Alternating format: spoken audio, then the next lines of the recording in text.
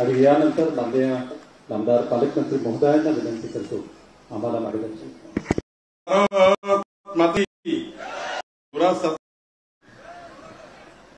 माननीय मुख्यमंत्री आले आहेत. भारत माता की वंदे. छत्रपती शिवाजी महाराज की.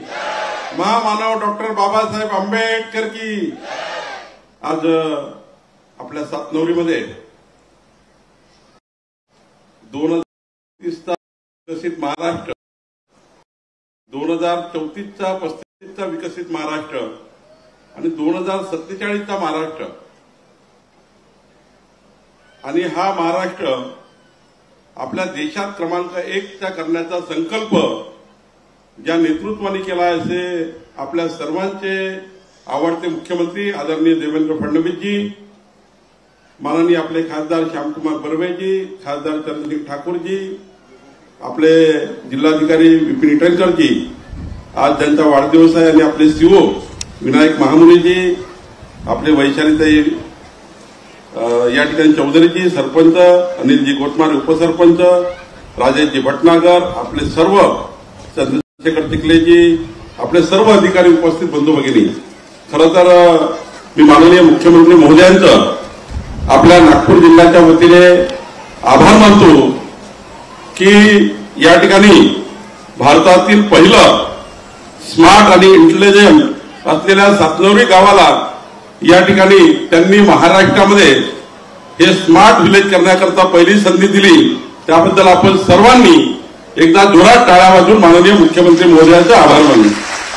खरं तर या ठिकाणी या स्मार्ट विलेजच्या माध्यमातून आणि ज्या पद्धतीने आपण प्रेझेंटेशन बघितलं आहे, आता यामध्ये मी काही जास्त बोलणार नाही, कारण आपण सर्वांनी सातनवरी कशी होती आणि आता सातनवरी कशी झाली आणि पुढे याचे फायदे काय होणार आहे आपण या ठिकाणी बघितलं आहे. त्यामुळे या ठिकाणी खऱ्या अर्थाने आधुनिक तंत्रज्ञानाच्या माध्यमातून जसं आपण स्मार्ट सिटीचा विचार करतो तसाच विचार स्मार्ट विलेज म्हणजे ग्रामीण भागाचा करण्याचा निर्णय माननीय मुख्यमंत्री महोदयांनी घेतला. खरं तर हे आपल्या सर्वांसाठी अत्यंत आनंदाची गोष्ट आहे. आपले माननीय पंतप्रधान मोदीजी यांनी खऱ्या अर्थाने 2 ऑक्टोबर 2014 मध्ये या ठिकाणी महात्मा गांधींच्या वाढदिवसानिमित्त जयंतीच्या दिवशी या ठिकाणी स्मार्ट सिटी आणि डिजिटल इंडियाची घोषणा केली होती.